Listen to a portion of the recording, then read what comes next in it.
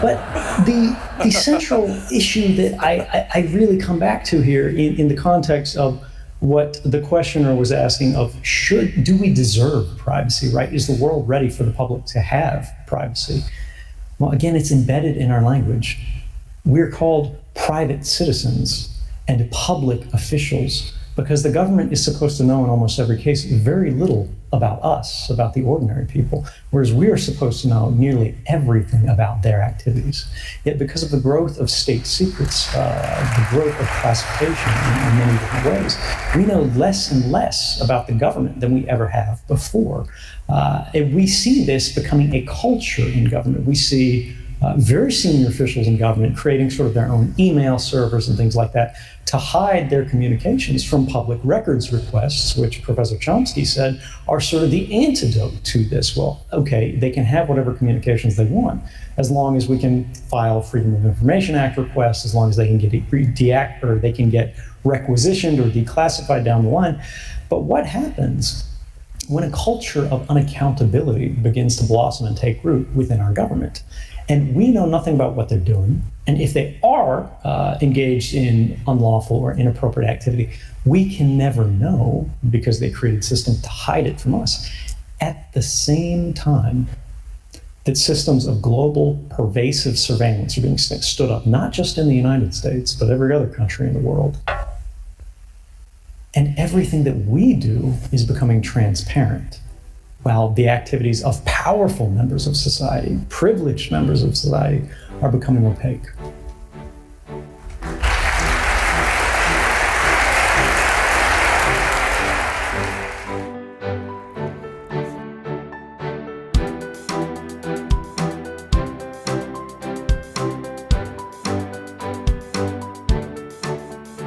Privacy is not just a personal preference. It is a fundamental human right. It's the very foundation upon which all our other rights rest. Privacy is what allows us to think, to question, to dissent, and to create without fear of reprisal or manipulation. Without privacy, we cannot truly have freedom of speech, freedom of association, freedom of religion, or even freedom of thought. As Edward Snowden argued so powerfully, privacy is the right to a free mind. It gives each individual the space to explore beliefs, to form opinions, and to make decisions without outside interference or judgment. Once privacy is eroded, our capacity to act as autonomous, moral agents begins to collapse. Without privacy, people lose the necessary space to make ethical decisions based on conscience and reason. They begin to self-censor and act only to conform. And they avoid standing up for what is right, and thus ceasing to be truly free moral actors and becoming controlled subjects instead. Let's start with the first major breach of our privacy: government surveillance. Snowden's revelations showed us the uncomfortable truth that the US government, among others, were engaged in mass surveillance, collecting vast amounts of metadata on virtually everyone. Phone calls, emails, browsing habits, all tracked, stored, and analyzed. And this was not simply an issue of security versus convenience. It was an existential threat to democratic societies. If governments know everything about us, our fears, desires, relationships, and weaknesses, they gain an unprecedented power to manipulate and to control. But government surveillance is only part of the story. The second breach comes from corporations and even fellow citizens. Today, corporations and data brokers also collect an astonishing amount of personal information, especially through financial transactions. A well-known example is when a major retailer analyzed the shopping patterns of a teenage girl, and by studying what she bought, they correctly predicted that she was pregnant before her own father knew. This isn't science fiction, it's real, and it highlights how transactional data can reveal our most intimate secrets. And as money continues to digitize, this problem will only worsen.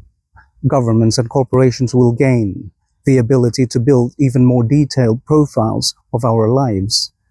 Artificial intelligence will supercharge this capability, enabling predictions and manipulations on a scale never before imaginable. And this brings us to the alarming dangers of financial surveillance and how deeply it can affect our lives.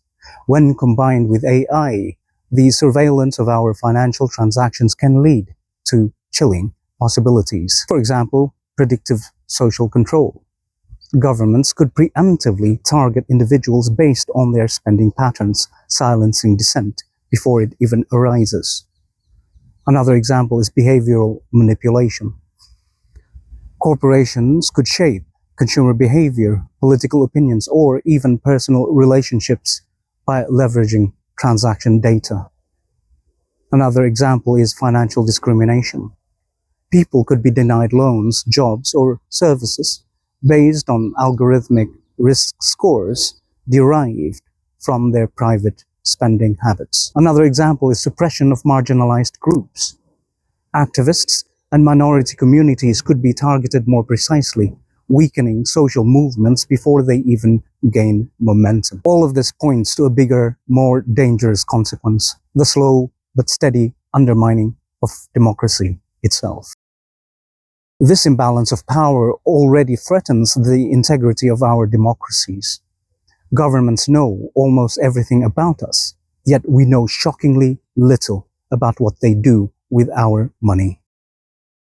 How is taxpayers' money really spent? Who benefits from public contracts? And which lobbyists receive favors? For a society to function as a true democracy, we need the opposite dynamic. The people should know precisely how governments use public funds, while governments should know only what is strictly necessary about individual citizens. Now, let's talk about how Bitcoin's original vision could address exactly these problems. Contrary to popular belief, Bitcoin was never meant to be a tool for criminals to hide in the shadows. Instead, it was designed to empower ordinary people to hold criminals and corrupt institutions accountable. Bitcoin's public ledger, the blockchain, provides a transparent, immutable record of all transactions. And unlike traditional banking systems shrouded in secrecy, every Bitcoin transaction is permanently stored, visible to anyone, and cannot be altered or erased. Ironically, Bitcoin has been criticized as money for criminals because it appeared to offer anonymity, yet law enforcement quickly discovered that the blockchain is a powerful forensic tool. Years after Bitcoin's creation, criminals who thought that they were hiding in plain sight were caught precisely because every transaction they made was permanently recorded. These same features, immutability, transparency, and permanence, make Bitcoin's blockchain uniquely suited to help societies rebuild trust in the way they are governed and their money is being used for their benefit. Imagine a world where every taxpayer dollar can be traced from collection to final expenditure. Citizens can verify that their money is used for schools, hospitals, and infrastructure, not secret luxury villas or bribes. Governments are compelled, and they have the ability to prove in real time that they spend our money as they have promised. Such a system would make it nearly impossible for officials to siphon funds into offshore accounts or use them to fund illegal wars and human rights abuses. And to understand why this matters, let's look at some shocking real-world examples of how public funds are mismanaged. Countless investigations around the world have exposed how government contracts are used as tools for corruption. Funds diverted to private villas, luxury vacations, or gifts to allies or family members. Taxpayer money has been used to fund personal mansions, secret slush funds, propaganda campaigns, foreign militias, and even lavish parties and luxury cars for officials' families. From bridges that lead to nowhere in the US and Japan, to overpriced Olympic stadiums, to billions in pandemic relief funds lost to fraud. The examples are shocking and endless. In some cases, internal audits and whistleblowers have revealed millions or even billions of mismanaged taxpayers' funds. It just shows exactly how urgently transparent tracking is needed. If these transactions had been recorded on an immutable public blockchain, such abuses would have been impossible to hide. But why was Bitcoin hijacked and sabotaged in the first place? Let's break that down. When Bitcoin was first released, criminals thought that its transactions were anonymous, but they later realized that the Bitcoin's blockchain revealed details of their transactions on the blockchain, allowing police, federal agencies, and investigators to eventually track the people behind those Bitcoin transactions. This provided an incentive to hijack and sabotage Bitcoin when it was still under the ticker symbol BTC. The saboteurs who implemented segregated witness on the Bitcoin protocol to accommodate second-layer solutions like the Lightning Network to divert most Bitcoin traffic off the blockchain, not on it, have done so to hide it from public scrutiny. I've explained in previous videos how this is done and a short-term summary of Bitcoin's history. I'll post their links somewhere on the screen or in the description of the video below. Fortunately, there is hope, because the original Bitcoin protocol and blockchain has been saved and named under a new ticker symbol, BSV, which stands for Bitcoin Satoshi Vision. Unlike BTC and other derivatives that have strayed from the original vision of Bitcoin, BSV adheres to the original principles, massive scalability, low fees, and a stable protocol designed to function as a global digital cash and a universal data ledger. BSV's implementation of the original blockchain allows for not just financial transactions, but also data integrity solutions that can transform governance and public accountability. In the end, it all comes down to this. Privacy must belong to the people, and transparency must apply to those in power. To build a society where democracy truly thrives, we must flip the script. Governments and its representatives must become transparent.